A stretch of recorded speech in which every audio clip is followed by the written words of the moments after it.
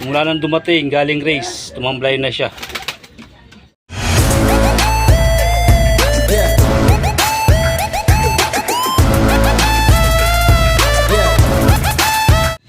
Welcome back mga kalapatids. Unti-unti lang nalagas yung pang south ko. Yan na lang natira. Tatlo na lang sila. Yang itim. Umuwi ng first lap ng pan race mga kalapatids. Tanghali na. Sobrang payat. Tapos di pa siya kagad recover, payat pa rin. Mukhang may nararamdaman to mga kalapatids. Tatlo nalaga sa pan race mga kalapatids. Yung blue bar narito. Tsaka yung blue bar na barako dyan. Yung mga nandyan, bago na yan. Yung mga pang summer ko yan. Tsaka yung red bar mga kalapatids, namatay na rin. After 5 days galing sa race. Ayan mga kalapatids. Simula nang dumating galing race, tumamblay na siya.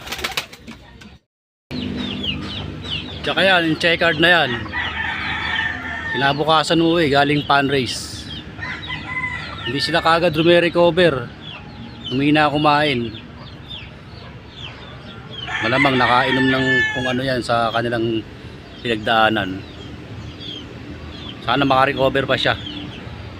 Ito naman pang summer, tinamaan ng baliling.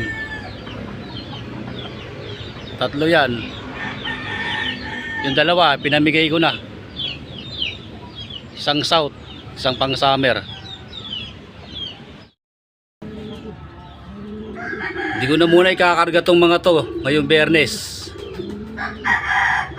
Mag-recover na lang sila ikakarga.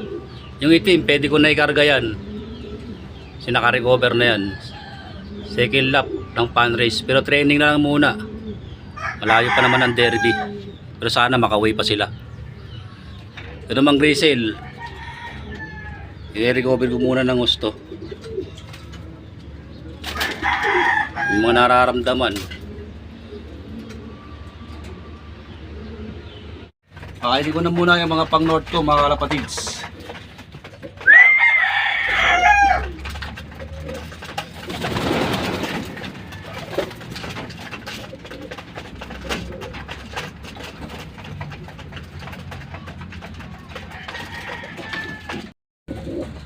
Pakainin ko na din itong mga pang south tsaka mga pang summer.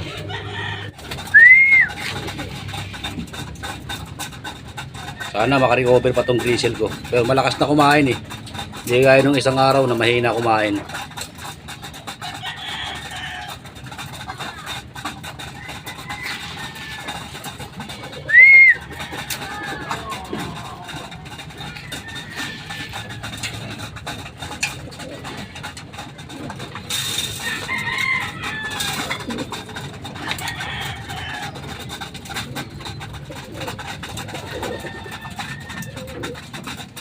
Pag di siya ngayon recover ng linggo, sa last lap ko na lang siya ikakarga ng pan race. Pero training na lang din. Kasi pagtapos ng last lap ng pan race, derby na. Itong itim lang may kakarga ko ngayon. Ngayong linggo. Training na lang din kasi bago lang din yan recover.